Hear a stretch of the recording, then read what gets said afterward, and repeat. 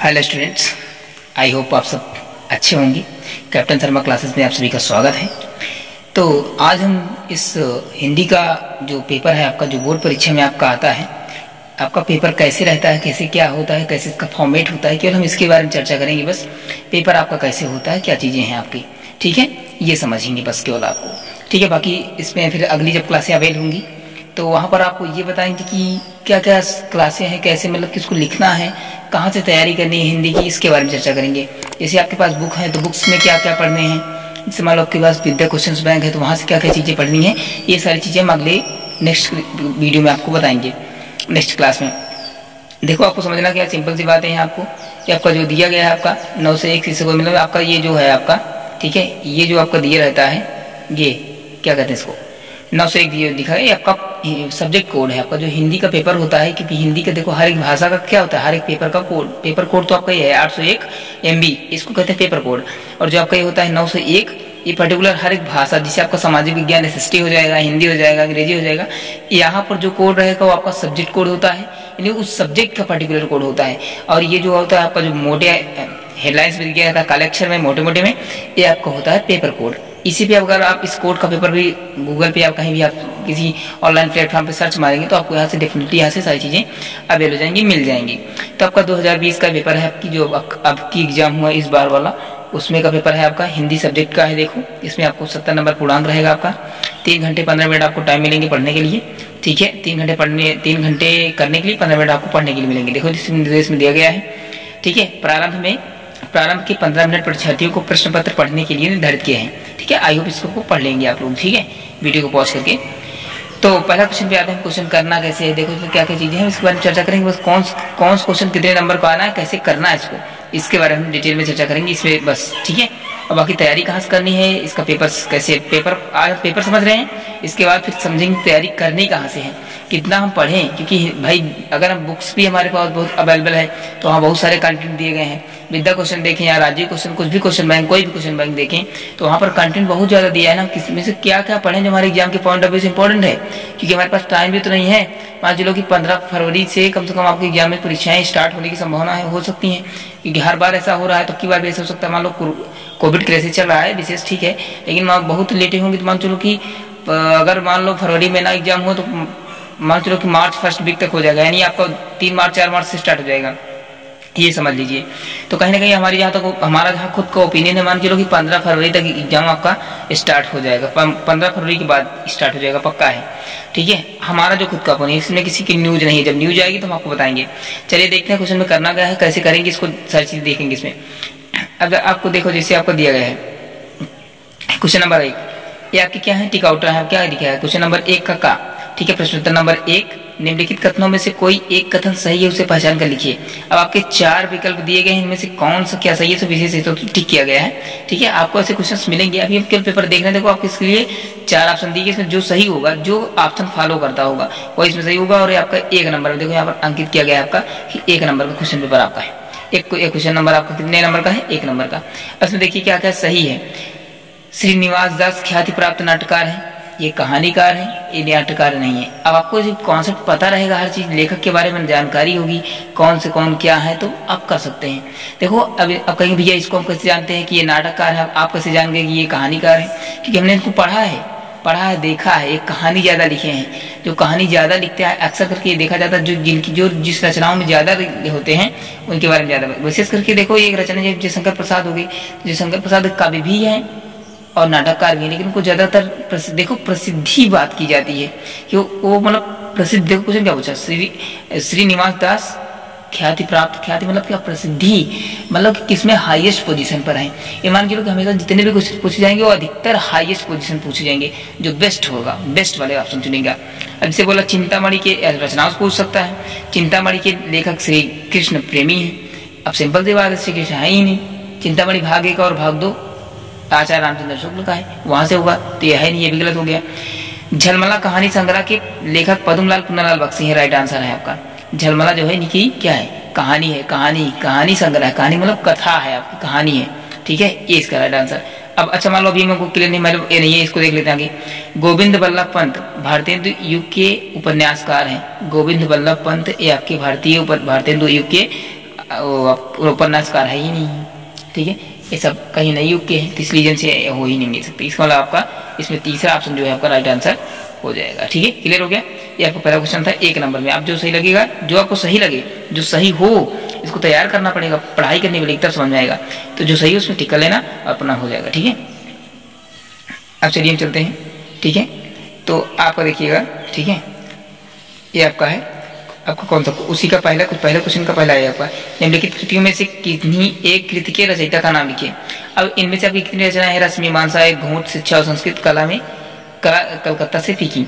अब इनमें से आपके 4 रचनाएं दी हैं, 4 में से आप कोई भी टिक आउट कर सकते हैं, इसमें आपको कोई दिक्कत नहीं आएगी। मतलब इनमें से कोई आप एक चॉइस कर सकते हैं, किसी एक। एक देखो, अब जो सरल क्वेश्चन आपको वो अटेम्प्ट करने हैं जो आपको आता हो, उसमें मत अपना दिमाग का फर्जी में मतलब कि इधर उधर हो जाना कि जो हमको नहीं आता उसमें सोचे 5 घंटे, नहीं सोचना नहीं है। जो फटाक से आपको चीजें 4 दिया है, एक पता हमको एक पे लिखना है, क्या बोल रखा है, एक कृति के रचयिता का नाम लिखिए, कौन इसको लिखा है। अब जो आता हो आप उसको बस तुरंत वहां रचना का नाम लिखिए, साइड में लिखिए लेखक का नाम, बस लिखिए, अपना हटिए, क्वेश्चन पूरा कीजिए, बस आपको नंबर वही 3 मिलेंगे, 1 नंबर भी। ठीक है, एक घूंट है आपको पता है, तो करेंगे रश्मि रामचंद्र शुक्ल की है, एक घूंट। इस देखो सब बता देंगे हम, कहाँ से क्वेश्चन आ रहा है, कहाँ से फंसेंगे, उतना बता देंगे। जितना हम बता देंगे अगर उतना आप पढ़ लेंगे तो सिंपल सी बात है, मान चलो कि आपके क्वेश्चन पेपर क्लियर हो जाएंगे। तो एक घूंट आपको जयशंकर प्रसाद यहाँ से लिखिए, आप खत्म करिए, हो गया। अब देखिए इसे वट पीपल के रचनाकार यानी रचयिता का नाम और लिख कीजिए, 1 नंबर का है आपका। तो वट पीपल के रचयिता कौन है? वट पीपल के शायद आई होप हजारी प्रसाद द्विवेदी जी हैं, हो जाएगा आपका। नीर का निर्माण किस विधा पर आधारित है? देखो यहाँ पर रचना का नाम, रचयिता का नाम नहीं पूछा, कवि का नाम नहीं पूछा, लेखक का नाम नहीं पूछा, क्या पूछा? कौन सी विधा है? विधा क्या होती है भाई? विधा का मतलब कौन सी घटना किस में लिखी गई है, क्योंकि विधा का मतलब ये होता है भैया जैसे मतलब कि जो भी कार्यक्रम हो रहा है वो किस रूप में हो रहा है, नाटक हो रहा है, कथा कहानी कही जा रही है, एकांकी खेली जा रही है, ठीक है, और फिर निबंध है, कि कौन सी विधा, इसी कहते हैं विधा। ठीक है, तो नीर का निर्माण फिर से आत्मकथा विधा आपका, ठीक है, नीर का निर्माण फिर से, ठीक है, ये आपकी जीवनी है, ठीक नहीं सॉरी आत्मकथा है आपका, हरिवंश राय बच्चन की है आपकी, ठीक है, 1 नंबर आपका यहाँ क्लियर हो जाएगा। अब देखो रिपोर्टाज विधा, रिपोर्टाज, ठीक है, रिपोर्टाज साहित्य विधा के किन्हीं 2 लेखकों के नाम बताइए। अब रिपोर्टाज विधा के 2 लेखक, आपको इसको आई होप क्लियर करना पड़ेगा आपको, ठीक है, आप पढ़ेंगे सारी चीजें मिल जाएंगी आपको वहां से, ठीक है। रिपोर्टाज विधा शिव प्रसाद से कुछ करके, हमको इसका क्वेश्चन भी थोड़ा क्लियर नहीं है, नहीं बता देते, इसमें 2 लेखक के नाम लिखने आपको, ठीक है। पढ़ने के बाद तैयारी होगी, देखो हम पढ़े थे थोड़ा काफी टाइम हो जाता है तो भूल जाते हैं हम भी, ठीक है, हर कोई भूल जाता है। तो अब देखो आप आते हैं क्वेश्चन नंबर 2, क्वेश्चन नंबर आपका 5 नंबर आपके क्लियर हो गए, ऐसे लिखने हैं आपको, ठीक है, इससे ज्यादा टफ एग्जाम में क्वेश्चन नहीं बनेगा। आई होप यही रिपीट भी हो जाते हैं काफी बार, ठीक है, हम वहाँ कराएंगे सब चीजें, क्या क्या है, क्या क्या क्वेश्चन कहाँ से आएंगे, सब चीजें बताएंगे। क्वेश्चन नंबर 2, अब दूसरे में क्या है आपका, देखो ये आपका इसमें 3 क्वेश्चन पूछेगा आपका, 2 नंबर का रहेगा और 1 नंबर का पूछेगा। रीतिकाल के किन्हीं 2 प्रवृत्तियों के उल्लेख कीजिए। अब रीतकाल की प्रवृत्तियां क्या है? प्रवृत्तियां मतलब होता है भैया कि आपकी विशेषताएं, उस काल में अधिक क्या हुआ, उसमें श्रृंगार रस की प्रधानता थी, श्रृंगार रस की प्रधानता थी, बस ये सब हुआ, उसमें बहुत सारे संत हुए, तो ये सब चलिए वहां से प्रवृत्तियां आपको मिल जाएंगी। आपके 2 प्रवृत्ति, 2 विशेषताएं, 2 लक्षण, 2 गुण लिखने हैं आपके इसके, उसमें क्या क्या हो रहा था इस काल में, रीतकाल की 2 प्रवृत्तियों के विस्तृत में, वो सब बात करेंगे वहाँ पर। विद्या में आपको बुक में सब मिल जाएगा आपको, जो आप भूमिका नहीं पढ़ते, भूमिका में सारी चीजें मिल जाएंगी आपको। बुक जिनके पास बुक है वो भूमिका से देख लेंगे, जिनके पास विद्या क्वेश्चन उनको तो डायरेक्ट क्वेश्चन ही मिल जाएगा, लेकिन जिनके पास अभी बुक है, अब बुक अवेलेबल है, वो अपने बुक से पढ़ेंगे। जब भूमिका देखेंगे ना तो वहां पर काल वाइज पढ़ेंगे, जब आप काल पढ़ेंगे गद्य के पहले वाले, देखो गद्य की भूमिका अलग होती है, पद्य की अलग होती है, तो गद्य वाले गद्य में देखना, पद्य वाले पद्य में देखना, तो वहां से आपको मिल जाएगा सिंपल सा। बस अब छायावाद के 2 प्रमुख कवि होगा। अब छायावाद के 2 प्रमुख कवि कौन कौन है जानते हैं? 4 हम आपको बता दे रहे हैं, प्रसाद बंद निराला वर्मा कौन, सुमित्रा नंदन पंत जी हो गए, ये सब हो गए, शंकर प्रसाद हो गए, माधवी वर्मा, ये सब 4 स्तंभ इनको माने जाते हैं छायावाद के। तो 2 कवि हैं, 2 ही लिखना है हमको, 2 कवियों के नाम लिखना है, तो 2 कवियों का नाम आराम सिंपल से लिख सकते हैं, जय प्रसाद लिख दीजिए, पंत लिख दीजिए, हो गया काम होता है। प्रयोगवादी काव्य धारा की किन्हीं एक प्रवृत्ति के उल्लेख। अब देखो एक पूछ रखा, प्रयोगवादी, प्रगतिवादी और प्रयोगवादी है 2 चीजें हैं, तो प्रयोगवादी में आई होप वो है क्या कहते हैं उनको अज्ञे हैं, तो वहां पर लिखना है कि इनमें क्या क्या होगी, ठीक है। तो ये आपका क्वेश्चन नंबर 2 रहा। अब क्वेश्चन नंबर 3 आपको जो होता है, क्या कहता है क्वेश्चन नंबर 3 आपका ये कहता है कि निम्नलिखित गद्यांशों में से एक गद्यांश के दिए गए प्रश्नों को उत्तर दीजिए। यानी आपको 2 + 2 + 2 + 6 यानी आपको क्या करना है, गद्यांश 2 नंबर गद्यांश मिलेगा, ठीक है, 2 नंबर आपको व्याख्या मिलेगा और 2 नंबर आपको किसमें मिलेगा, जो उसका क्वेश्चन पूछेगा इसमें लास्ट में उस पर मिलेगा। तो पहले नंबर आपको करना क्या है इसमें, इसमें आपको जो रेखांकित है आपका, इसी का क्या करना है। देखो ये आपका दिया गया है, जहाँ बेरहमी है वही दही का समुद्र। अब इसको पढ़ लेना आप, आई हो ठीक है, क्योंकि टाइम की मुझसे ज्यादा है अभी। तो आपके दिए गए आपके जो ये प्रश्न पूछ रखा है, देख रहे हैं ना, ये जो प्रश्न पूछ रखा है आपको, ये आपका 1 2 3 प्रश्न पूछे हैं, सब 2 2 नंबर के हैं। तो इसमें जो पूछ रखा है आपको उतने का आंसर ही देना है, एक्स्ट्रा आपको कुछ भी नहीं करना है। इससे ऊपर ही गद्यांश का संदर्भ, यानी गद्यांश का मतलब ये आपका जो गद्यांश आया हुआ है किस चैप्टर से लिया गया है, इसके लेखक कौन है, ये आपको लिखना है। प्रस्तुत गद्यांश वाली पाठ्य पुस्तक हिंदी के इस चैप्टर से लिया गया है, इसके लेखक ये है, बस खत्म। आपका रेखांकित अंशों की व्याख्या, रेखांकित अंशों की व्याख्या क्या होती है, जो जिसके ऊपर अंडरलाइन है आपको इसी का व्याख्या करनी है, बाकी अदर कुछ भी नहीं करना। अब व्याख्या की कैसे आती है अभी हम यहाँ पर डिटेल में चर्चा नहीं करेंगे, क्योंकि यहाँ करेंगे तो पेपर कंप्लीट नहीं हो पाएगा। अभी के पेपर का एनालिसिस कर रहे हैं, विश्लेषण कर रहे हैं, केवल आपको समझा रहे हैं पेपर आता कैसे है, करना कैसे है, ये सारी चीजें समझा रहे हैं। आई होप समझ में आ रहा होगा, ठीक है। तो ये हो गया आपका, ठीक है। तो कलाकारों, अब देखो यहाँ पर कह रहा है कलाकारों ने किसके जीवन का चित्रांकन किया। अब आप जब इस जो क्वेश्चन आपका तीसरा पूछा का, ये भी 2 नंबर का है आपका, तो इसका आंसर आपको सिंपल सी बात है, ये जो आपका दिया गया है इसमें आपका जब इसको पढ़ेंगे तो देखो ये आपको ऐसा नहीं कि डायरेक्ट क्वेश्चन मिल जाएगा, इसको पढ़ेंगे समझेंगे। देखो यहाँ क्या बोला, ठीक है, यहाँ पर क्या बोला, राजा और कंगले विलासी और भिक्षु नर नारी और मनुष्यों के पशु के समान सभी कलाकारों के हाथों से रचते हैं। अब इसने क्या बोला कि कलाकारों ने किसके जीवन का चित्रांकन किया, तो कलाकारों ने, ठीक है, राजा का भी बनाया, कंगले का बनाया, विलासी भिक्षु नर नारी मनुष्य और पशु सभी को क्या किया, सभी के जीवन का चित्रांकन किया। हो गया आपका आंसर, इसे मिल जाएगा। अब क्लियर हो गया होगा, ठीक है। आपका क्वेश्चन अब देखो इसमें आपका एक मतलब 2 में रहता है, 2 रहता है, का रहता है, खा रहता है। तो का चाहे कर लीजिए, अब चाहे खा कर लीजिए, जो आपको सटीक लगे, जो आपको आता हो। पता है ना, पहले बताइए जो क्वेश्चन आपको आता हो वही करिएगा, मतलब पहले वही कीजिएगा, फिर उसके बाद जो ना आए तो फिर लास्ट में उसको कर लेंगे, लेकिन पहले जो आया उसकी प्रायोरिटी पहले देंगे हम आप, ठीक है। और जो सरल, जो हमको अच्छे से तैयार हो, तो इसमें वही करना है आपको, संदर्भ लिखना है, ठीक है। उसके बाद रेखांकित अंशों की व्याख्या करनी है, और जो इसमें क्वेश्चन पूछ सकता है क्वेश्चन कर लेना, चाहे का वाला का देना और चाहे खा वाला कर लेना, बात बराबर हो जाएगी आपके लिए। अब चलते हैं क्वेश्चन नंबर 4 की ओर, ठीक है। तो क्वेश्चन नंबर 4 आपका क्या कहता है, आपका पद्यांश, निम्नलिखित पद्यांशों में से एक पद्यांश का संदर्भ सहित व्याख्या कीजिए। यानी आपका वही चीजें हैं। देखो इसमें आपका क्या है, 1 4 + 1 = 6। इसमें क्या रखा, देखो करना क्या है, कितना 6 नंबर का वो भी था, 6 नंबर का भी है। 1 नंबर आपको किस में मिलेगा, संदर्भ पर, 1 नंबर प्रसंग पर, और 1 नंबर 4 नंबर आपको किस में मिलेगा, व्याख्या पर। याद रहे, देखो नंबरिंग वाइज सब स्टेप वाइज होते हैं, अगर आप एक लिखा तो आपको 1 नंबर नहीं मिलेगा, याद रखिएगा, ठीक है, कहीं ना कहीं। अब देखो जैसे आपको बोला, दिस गुंजर कमठ आइए ओला, धरन धरन धीर न डोला, राम चाही शंकर धन तोरा, हुई सजग सुनी आयुष मोरा।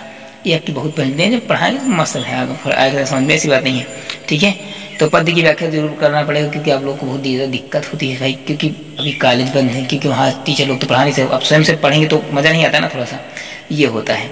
चलिए, तो चाहे आपका कर लीजिएगा और चाहे खा कर लीजिएगा। अब इसमें करना क्या है, इसको पढ़ना पड़ेगा आपको। देखो कविताएं आपको पढ़नी पड़ेंगी भाई, ये तो थोड़ा सा पढ़ना, मेहनत करना पड़ेगा, कौन से चैप्टर से कौन से क्वेश्चन बन रहे हैं, इनके बारे में वो जानकारी लेनी पड़ेगी, है ना। तो बिना पढ़े तो कौन सी चीज़ कुछ होगा नहीं, ठीक है। तो करना क्या है, करेंगे क्या, इसमें क्वेश्चन नहीं पूछेगा, आपको सिंपल सी बात करनी है, पद्यांश लिखना है। संदर्भ प्रस्तुत पद्यांश हमारी पाठ्य पुस्तक हिंदी के इस चैप्टर से लिया गया। इसके रचयिता देखो, कवि जो आपका पद्य वाला होता है उसमें रचयिता होते हैं, और जो गद्य वाला होता है उसमें लेखक होते हैं। बस इतना सिंपल सा करना है, बस। आई होप समझ में आ रहा हो आपको। क्वेश्चन नंबर 4 हो गया आपका। अब क्वेश्चन नंबर आप 5 देख लीजिए फटाफट, ठीक है। तो क्वेश्चन नंबर 5 क्या कहता है, इसके बारे में देखेंगे। तो क्वेश्चन नंबर आपका 5 कहता है, जो कि 3 नंबर का होता है, ठीक है। कितने नंबर का होता है आपका, 3 नंबर का होता है, ठीक है। कह रहा कि 5वां क्वेश्चन नंबर आपका 5 है, तो क्या है इसमें, ठीक है। निम्नलिखित लेखकों में से एक लेखक का जीवन परिचय देते हुए उनकी एक रचनाओं का उल्लेख कीजिए, ठीक है। तो आपका ये हो जाएगा। तो इनमें से आप चाहे एक का उल्लेख कर लीजिए और चाहे 2 का, मतलब एक रचनाओं का उल्लेख करना है आपको, सिंपल सी बात है। तो एक लेखक का जीवन परिचय देते हुए उनकी एक रचना, देखो पूछ क्या रखा है आपका, उसकी एक रचना का नाम लिखिए। तो मतलब कई सारी रचनाएं नहीं लिखनी है आपको, विशेष करके इसमें एक रचना पूछ रखा है, तो आप एक रचना दे सकते हैं। अब इनमें देखो, जैसे जयशंकर प्रसाद का जीवन परिचय लिख लीजिए, चाहे रामधारी दिनकर का लिख लीजिए, और चाहे जयप्रकाश भारती का लिख लीजिए। किन्हीं एक लेखकों में से एक को लिखना है और बाकी चीजें सब एडिट करनी है आपको, ठीक है। इसमें कर लेना आपको। इसलिए देखो 2 नंबर आपके जीवन परिचय मिल जाएंगे और 1 नंबर आपको किस पे मिल जाएगा, रचना पर। 1 नंबर एक रचना मिल जाएगा। क्लियर हुआ। खा करना है आपको, ठीक है। निम्नलिखित कवियों में से किन्हीं एक कवि का जीवन परिचय देते हुए उनकी एक रचना को ले कीजिए। अब देखो एटीट्यूड आपका जैसे ये रहा, जैसे आपका पहला क्वेश्चन इसमें रहा, एक लेखक का लिखना है, एक रचना लिखनी है, और ऐसे आई होप इसमें भी आपका क्या करना है, एक कवि का लिखना है और एक रचना लिखनी है। बस देखो सिंपल सा है आपका जीवन परिचय में आपको 2 नंबर मिलेंगे और आपके एक रचना लिख देंगे, वहां से 1 नंबर आपको मिल जाएंगे। इसमें आपको कहानी नहीं लिखना, मतलब कि बना के कि आपको बस ज्यादा थ्योरी लिखनी है, सब बता देंगे इसमें, लेकिन समझा देंगे आपको कैसे लिखना है। इसमें सारी चीजें जीवन परिचय में आपको इंपॉर्टेंट चीजें होनी चाहिए, सब बता देंगे उसमें। अब डिस्कस कर लेते हैं इसको हम। क्वेश्चन नंबर 6 देखिए, आपको ये संस्कृत से आ गया, आप संस्कृत आपका चैप्टर स्टार्ट है, संस्कृत पोर्शन स्टार्ट हो गया, ग्रामर पोर्शन। तो यहाँ पे देखो संस्कृत में भी 2 चीजें होती हैं, वहां भी गद्य और पद्य होता है। जो कहानियां होती है, जैसे वाराणसी आपको चैप्टर है वाराणसी नगरी, वहां से जो आपकी जो देखो जो कहानी लिखी होती है संस्कृत में, वो आपकी गद्यांश गद्य होती है, और जैसे श्लोक हैं तो ये आपके पद्यांश के अंतर्गत आते हैं। ठीक है, तो आपका निम्नलिखित संस्कृत गद्यांश का संदर्भ सहित हिंदी में अनुवाद कीजिए। देखो इसमें करना नहीं आता, आपको संदर्भ लिखना पड़ता है और सिर्फ अनुवाद करना होता है। यहाँ पर लेखक नहीं होते, सिर्फ और सिर्फ इतना होता है। अब चाहे इसको कर लीजिए, चाहे पद्यांश वाला है जो आपको दो आपको श्लोक दिया गया है, लेकिन इसका भी संदर्भ लिखना पड़ेगा। बिना संदर्भ लिखे आपको कुछ करना नहीं है। क्लियर है, यहाँ से आप कर लेंगे इसको। तो आपको देखो 1 नंबर आपको संदर्भ मिलेगा और 3 नंबर जब इसका अनुवाद करेंगे तब मिलेगा, नहीं आपको स्टेप बाय वाइज आपको 4 नंबर मिल जाएंगे यहाँ से। चलिए, ये क्वेश्चन नंबर आपका 6 था, जो कि इसमें आपका करना क्या है, निम्नलिखित संस्कृत गद्यांश में संदर्भ से हिंदी में अनुवाद कीजिए वाराणसी में। अब चाहे आप इसको सिंपल सी बात है, चाहे आप कर लेंगे, ये वाराणसी प्रश्न निकालिए, ये आपका संस्कृत के गद्य खंड से आता है, और आपका जो श्लोक होगा आपका ये पद्य खंड से रहेगा। तो इनमें से आप ये भी चाहे कर लीजिए, चाहे कर लीजिए, आपको दोनों में से कोई भी कर सकते हैं, इसमें कोई दिक्कत नहीं है आपको। ठीक है, राइट हो गया, क्लियर, ठीक है, यस। चलिए, तो आपका ये सिंपल हो जाएगा। ठीक है, अब अगला क्वेश्चन देखिए, नेक्स्ट क्वेश्चन आपका क्वेश्चन नंबर 7। क्वेश्चन नंबर 7 आपको क्या कहता है, क्वेश्चन नंबर 7 का अपनी पाठ्य पुस्तक से कंठस्थ किया हुआ कोई एक श्लोक लिखिए जो प्रश्न पत्र में ना आया हो। देखो आपको मतलब कि देखो जैसे आपका है ना ये, ठीक है, निर्झर विवेक से इसी चैप्टर का हो, इससे कोई मैटर नहीं करता, बट यही श्लोक आपको नहीं लिखना है। मतलब कि इसी चैप्टर का हो, कोई भी लाइन हो, इससे मैटर नहीं करता, सिर्फ और सिर्फ आपको इतना होना चाहिए कि बस यही लाइन मत लिखना। बहुत लोग क्या करते हैं कि यही उतार देते हैं, इसीलिए क्या बोल रखा है कि अपनी पाठ्य पुस्तक में कंठस्थ हुआ, मतलब कि आपको जो भी है आपको याद हो अपनी पाठ्य पुस्तक का, वही आपको लिखना है। लेकिन उस पर करना यही है कि जो एग्जाम में ना आया हो, जो इस क्वेश्चन पेपर में ना आया हो, वही आपको लिखना है। एक श्लोक लिखना है आपको, 2 नंबर, ये फिक्स रहेगा, इसको सबको करना है आपको, राइट, यस। आपका खा क्या होता है, खा आपका ये होता है, निम्नलिखित प्रश्नों में से किन्हीं 2 प्रश्नों का उत्तर दीजिए, 1-1 2 नंबर के, 2 प्रश्नों का उत्तर दें आपको, 1-1 नंबर दोनों नंबर के लिए होंगे, राइट, यस। अब भारतीय संस्कृत का संगम स्थली, भारत की संस्कृति जो है उसकी संगम स्थली क्या है, तो वाराणसी है। एक क्वेश्चन आपका 1 नंबर के लिए, आप मतलब 4 अंक दिए गए हैं, आप 4 में आपको 2 करने हैं बस, इसके लिए आपको 1-1 नंबर निर्धारित किए जाएंगे, राइट, हो गया, समझ में आ रहा होगा। क्वेश्चन नंबर 8 देखते हैं, क्वेश्चन नंबर 8 का क्वेश्चन नंबर 8 का क्या कहता है, करुण अथवा हास्य रस की परिभाषा उदाहरण सहित दीजिए। याद रहे आपको करुण अथवा हास्य रस दोनों में से कोई एक करना है, अथवा बोले तो यानी दोनों में से कोई एक कर लेना, चाहे हास्य रस की कर लेना और चाहे करुण रस की, दोनों मत करना। ऐसा नहीं कि आपको जैसे आप एग्जाम में बैठे तो आप खा लिए तो आप दे नहीं कि आप दोनों कर लें, दोनों नहीं करना, कोई एक करना है, बस सिंपल बात है, अथवा में कोई एक, ठीक है। और याद इनकी परिभाषा लिखनी है, उनको एग्जाम्पल लिखना है, एग्जाम्पल मतलब उदाहरण लिखना है।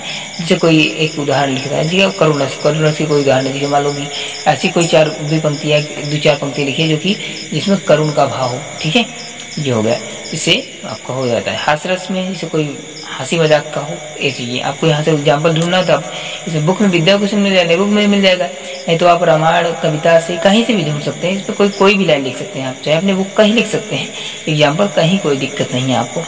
इसके लिए आपको सरल सही तरीके से सही परिभाषाएं लेकर के आएंगे। अब एग्जाम में तैयारी कराएंगे तो उसके लिए अलग चीजें होंगी, ठीक है। तो आज पेपर डिस्कस करें, क्या पेपर डिस्कस करेंगे बस, ठीक है। अब खा उपमा अथवा रूपक अलंकार की परिभाषा उदाहरण से दीजिए। चाहे उपमा अलंकार की परिभाषा लिखी जाइए, चाहे रूपक अलंकार की परिभाषा, और उदाहरण याद रहे, उदाहरण और परिभाषा दोनों में लिखना है, चाहे अलंकार हो, चाहे रस हो, और चाहे रोला सोठा चौपाई छंद कुछ भी हो, ठीक है, उन सब में एग्जाम्पल परिभाषा और एग्जाम्पल दोनों लिखने साथ साथ, और सब 2-2 नंबर की देखें आपके सामने अंकित किए गए हैं, कौन कौन सा कितने नंबर का है, राइट, हो गया। अब इनकी तैयारी कैसे करनी है, हम सारी चीजें लेकर के आएंगे, वो 60 तरीके से एकदम छोटा एग्जाम्पल लेकर के आएंगे, आपको कोई दिक्कत नहीं होगी, इसलिए आप टेंशन ना लेना। चलिए आज पेपर डिस्कस करें, बाकी और टॉपिक जो भी होंगे आपको मिल जाएंगे। ठीक है, आपको जो भी चाहिए कमेंट सेक्शन में आप लिखिएगा, आप जरूर लिखिए उस पर। ठीक है, लाइक करिए ना करिए वो आपकी जिम्मेदारी है, लेकिन हाँ बस कमेंट सेक्शन में बताना कि अगली क्लास किस पे चाहिए, किस टॉपिक पे चाहिए। हिस्ट्री तो चल ही रही है, अगर आपका अच्छा खासा रिस्पॉन्स रहा तो हर चीज़ें अवेल होंगी, लेकिन बस आपका सपोर्ट होना चाहिए। आप उन सबको पहुँचा दीजिए जो पढ़ने की इच्छुक है। चलिए क्वेश्चन नंबर 9 देखते हैं आप। ठीक है, क्वेश्चन नंबर 9 का कहा गया है, उपसर्गों में से किन्हीं तीन के मेल से एक एक शब्द बनाइए। अब देखो यहाँ तो बच्चे बहुत ज्यादा कंफ्यूज हो जाते हैं। देखो 1 + 1 + 1 + 1 = 3, यानी आपके 3 शब्द इसमें चुनने, तीनों में से एक एक शब्द बनाना है। इसे हो गया अनुमान। ठीक है, अपकार, अनुमान, उपकार, सहभागी हो गया, अभिमान। मतलब 3, इनमें से कितने दिए यहाँ पे? 6 दिए हैं। 6 में आपको 3 चुन लेना, 3 का एक एक शब्द बना देना है। बस याद रहे 3 शब्द चुनने हैं और एक एक मेल बनाना है। ऐसा नहीं है कि आपको मतलब कि वहाँ पर एक शब्द चुनना प्लस 3 मेल बनाना है, ये कुछ नहीं है। ठीक है, एक ही शब्द का एक मेल, जितने कहे उतने करने हैं, आपको ज्यादा करने की आवश्यकता नहीं है। वहाँ पर स्ट्रांग आपको दिखाना नहीं है। ठीक है, एग्जामिनर आपसे ज्यादा स्ट्रांग है। अब क्वेश्चन नंबर 9 का खा, निम्नलिखित में से किन्हीं दो प्रत्ययों का उपयोग करके, इसे सरल है, इसको तैयार करना है, आराम से निकल जाएंगे, टेंशन ना लेना, फंस जाएंगे। अब देखो प्रत्यय क्या होता है? प्रत्यय जो क्या लगता है आपका? प्रत्यय क्या होता है? जानते होंगे आप लोग? नहीं जानते? ट्राई कीजिए। देखो प्रत्यय जो बाद में लगता है, उपसर्ग पहले लगता है। तो प्रत्यय का मतलब क्या होता है? जैसे पन, घट, पन, बचपन, लड़कपन, जो बाद में लगते हैं प्रत्यय, उपसर्ग पहले लगता है। तो इसमें आपको कोई महत्व, वट, चलावत, लिखावत, पढ़ावत, इस तरीके से आपको जाएगा। कर लेंगे आप 2 नंबर 2 करने हैं आपको, एक शब्द बनाना, एक शब्द बनाना है। उधर क्या करेंगे? ये आपका क्या है इधर? ये आपका क्या है? उपसर्ग है, उपसर्ग पहले लगते हैं। इनमें आपको 3 उपसर्ग 3 करने पड़ते हैं, प्रत्यय 2 करने पड़ते हैं, और दोनों में एक एक शब्द बनाने पड़ते हैं। राइट। अब खा आपका, निम्नलिखित में से किन्हीं 2 समास विग्रह कीजिए। अब देखो तो 4 दिए गए, 2 करने हैं हमको। समास क्या बनाना है? समास विग्रह के लिए करनी है। तुमको समास का नाम नहीं बताना, समास विग्रह करनी है उसके। जैसे प्रधानाध्यापक, प्रधान है जो अध्यापक, बस। पीताम्बर, पीला है अंबर, जिसका अर्थ श्री कृष्ण, बस हो गया, विष्णु भगवान हो गए, बस खत्म। 9 का घा, निम्नलिखित में से किन्हीं 2 शब्दों के तत्सम रूप लिखिए। तत्सम मतलब होता है सही रूप लिखिए। ये तद्भव में दिए गए तत्सम लिखना। तत्सम का मतलब शुद्ध और तद्भव मतलब अशुद्ध। जैसे वो खंभा, कहते नहीं खंभा, खंभा क्या है आपका? खंभा एक आपका गलत शब्द है। देखो है अद्भुत बात है, लेकिन हिंदी में नहीं है, खड़ी हिंदी में नहीं है अपने। तो इसको क्या करेंगे? इसको स्तंभ कहते हैं। आंख का आंख होता है। कछुआ का एक, देखो संस्कृत भाषा में, संस्कृत और हिंदी थोड़ा सा मैच करती है, तो इसलिए संस्कृत भाषा में आपको लिखना है। इसके लिए आपको 2 चुनने हैं। चाम होता है, चर्म हो जाएगा। अब 2 शब्द चुनने हैं आपको, जो आए वही पढ़िएगा, वही करिएगा, ये करना है, आराम से आपका निकल जाएगा। ग्रामर पोर्शन है आपका। ठीक है, अब निम्नलिखित में से किन्हीं 2 शब्दों के 2 प्रावाची लिखिए। 2 शब्द लेने हैं और 2 लिखिए। जैसे कमल, सरोज, पंकज, नील, ये आपको जाएगा।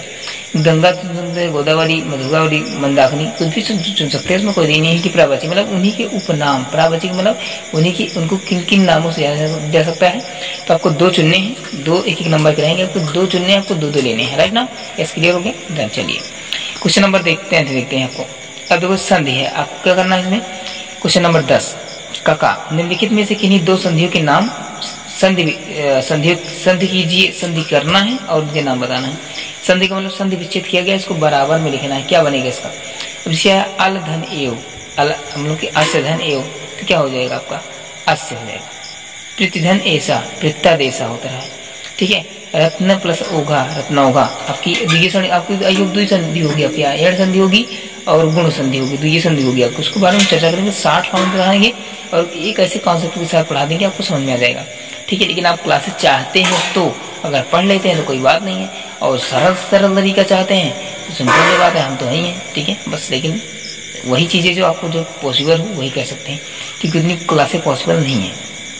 चलिए, निम्नलिखित शब्दों के रूप तृतीय व्यक्ति। देखो अब शेष शब्द रूप है, शब्द रूप और धातु रूप में अंतर है। जैसे कोई नाम आ जाता है, राम, श्याम, घनश्याम, नदी, मधु, ये सब क्या होते हैं? ये सब जितने नाम हैं, ये सब नाम शब्द रूप बोला जाता है। इनके रूप चलते हैं, इनमें विभक्तियां होती हैं आपकी, प्रथम व्यक्ति, द्वितीय व्यक्ति, तृतीय व्यक्ति, ये होते हैं आपके। ठीक है, और जो धातु होते हैं इनमें वचन चलते हैं, इसमें लकार चलती हैं, लकार 5 होती हैं। ठीक है, अब इन सब डिस्कस करेंगे। तो इनमें से आपको क्या करना है? ऊपर वाले में क्या करना है? इनमें से मति या फल या मधु या नदी की क्या बोल रखा है? तृतीय व्यक्ति बहुवचन, तृतीय विभक्ति बहुवचन एक शब्द आपको लिखना, बस केवल आपको एक शब्द लिखना है, ठीक है। इनमें से दोनों में से दोनों करना है कि नहीं, दोनों करना पड़ेगा। दोनों में से या चाहे फल का कर लीजिए, ऊपर वाले में चाहे मत कर लीजिए, और नीचे में चाहे मधु का कर लीजिए, चाहे नदी का कर लीजिए। ये चीजें हैं आपकी, क्लियर हो रही चीजें, समझ में आए। अब करना कैसे, लिखना एग्जाम में कैसे, सब चीजें बता देंगे आपको, ठीक है। इसके बारे में आपको निम्नलिखित में से एक धातु, एक लकार, पुरुष और एक वचन को उल्लेख कीजिए। इनमें से कोई एक पकड़ना। आप इसमें देखो 4 नहीं, 4 में एक करना है, सबका नहीं एक का। पतत्व को क्या, पतत्व को मतलब कौन सी धातु, पट धातु है इसमें। अब किस लकार का है, ठीक है। पतत्व आई होप आपका होगा लिट लकार का, उसमें हो जाएगा आपका पुरुष कौन सा है, आपका पुरुष आई होप आपका जहाँ तक है आपका प्रथम पुरुष भी है आपका, प्रथम पुरुष नहीं, थर्ड है आपका उत्तम पुरुष का। और वचन कौन सा, एक वचन होगा आपका, ठीक है। तो इसको लिखना ऐसे लिख देना है आपको, सिंपल से बता देंगे कैसे लिखना है, ठीक है। क्लियर हो गया। खा निम्नलिखित में से किन्हीं दो वाक्यों का संस्कृत में अनुवाद कीजिए। अभी आपको जैसे देखो, आज मैं घर जाऊंगा, मतलब इससे सारी चीजें आपको उसको पढ़ लेना पड़ेगा, थोड़ा सा पढ़ लीजिएगा, आ जाएगा। नहीं तो हम तरीका बता देंगे आपको, करने के लिए हो जाएगा। इसमें आपको 2 करना, 4 दिए गए हैं आपको, 2 करना है, 2 में कोई एक चुन कर सकते हैं आपको, ठीक है। हो गया, राइट, क्लियर होगा। क्वेश्चन नंबर कोई कंप्लीट हो। अब देखिए, अब हम बात करते हैं थोड़ा सा निबंध की ओर। निबंध में क्या क्या चीजें होती है। क्वेश्चन नंबर 11 आपका जो होता है, निम्नलिखित विषयों में से किसी एक पर निबंध लिखिए। अब आपको जो अच्छा लगे, आप कुछ भी, किसी बेरोजगारी की समस्या क्या है, छात्र में जीवन पर अनुशासन का महत्व क्या है, यातायात में ट्रैफिक के जो नियमों का पालन कैसे चलिए, मेरा प्रिय कवि। अब जी मेरा प्रिय कवि, अगर मेरा प्रिय मतलब आपका कवि कौन सा प्रिय है, किसको अच्छा पसंद करते हैं, किसको पढ़ते हैं आप, किस पे बारे में जानकारी है आपको, उसी पे आप निबंध लिखना है, ठीक है। अब निबंध में क्या होता है, निबंध में क्या क्या लिखेंगे, उनका जीवन परिचय, उनका जन्म कहाँ हुआ, उनकी रचनाएं कौन कौन सी हैं, उन्होंने अवार्ड कौन कौन से जीते, पुरस्कार कौन कौन से पाए, क्या क्या काम किए, साहित्य के क्षेत्र में क्या काम किए और कब खत्म हुए, ये कब कब अवसान हुआ, ये सब सारी चीज जानकारी होनी चाहिए इसमें। तो मेरे साथ कोई भी एक टॉपिक चुनना है और सिलेक्ट करना है, उसे भी आपको क्या करना है, यस से लिखना है, निबंध लिखना है, ठीक है। क्लियर है। क्वेश्चन नंबर 11 आपका 6 नंबर का निबंध आएगा।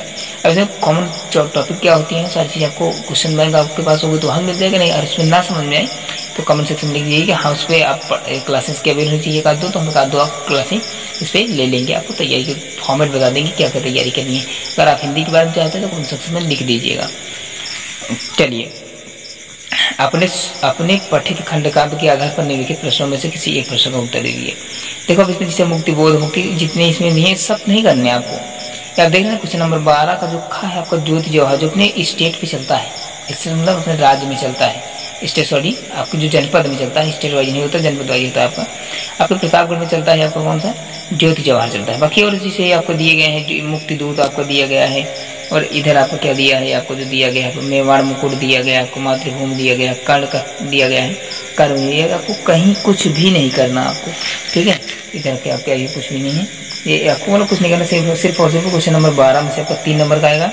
ज्योति जवाहर जो है केवल अपने जो प्रतापगढ़ वाले हैं, केवल इनको प्रतापगढ़ वालों को ज्योति जवाहर करना है, बाकी और किसी को नहीं करना कुछ भी।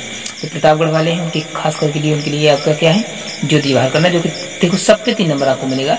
तो अब आपको केवल बात करते हैं जो प्रतापगढ़ वाले हैं, ठीक है। सबके लिए अलग अलग है, उसमें आपको बता दिया जाएगा डिटेल में क्या कौन किसको क्या करना है।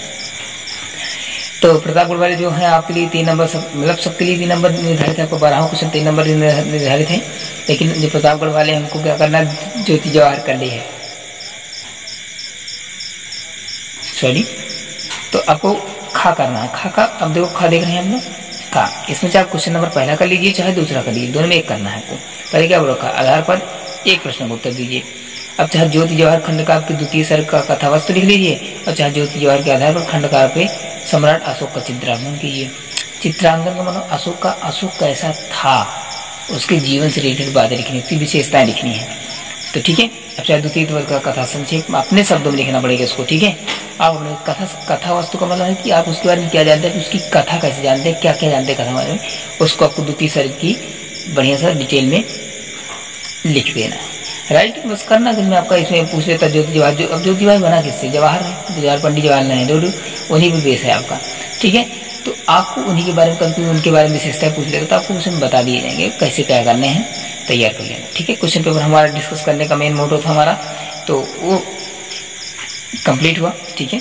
क्वेश्चन की फॉर्मेट कैसे थे, बस के लिए हमको यही बताना था, ठीक है। अब कंप्लीट हुआ आपका, तो आई होप आपको क्लियर हुआ होगा, पेपर समझ में आया होगा कैसे करना, क्या चीज़ नहीं करनी है, ठीक है। बस चलिए फिर जो आपको क्लासेस चाहिए आप कमेंट बॉक्स में जरूर मेंशन करें कि हमको इस सब्जेक्ट की क्लासेस चाहिए, तो उसको अवेल कराई जाएंगी, ठीक है। लेकिन उतना एक तरफ से पॉसिबल नहीं है, ठीक है, क्योंकि हमारा भी खुद की ऑफलाइन कोचिंग से सब संस्थान सब खुद मैनेज करना पड़ता है, तो वो सारी चीज़ें अवेल करा दी जाएंगी आपको, लेकिन पॉसिबल जो हो वही कराना, ठीक है। खास करके आपकी हिस्ट्री है, पॉलिटी है, इकोनॉमी है, हिस्ट्री का हिस्ट्री वाला पोर्सन जो है आपका, तो हिस्ट्री चल रही थी क्लास, अभी तक आपने नहीं देखा, 2 क्लासें हो चुकी हैं, देख लीजिए, आज भी क्लासें होंगी आपकी, ठीक है, हुई है आपकी, ये भी आप देख लीजिएगा, इंपॉर्टेंट सेशन है आपका।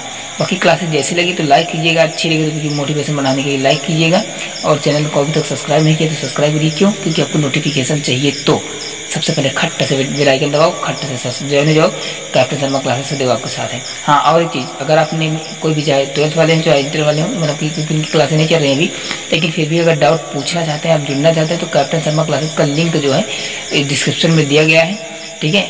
नहीं तो हम कमेंट सेक्शन में लिंक दे देंगे आपको। कमेंट जो यहाँ कमेंट करते हैं आप, जहाँ लिख करके भेजते हैं डाउट आप वहाँ से, तो वहाँ जब जाएंगे तो वहाँ पर आपको लिंक मिल जाएगी आपको, ठीक है।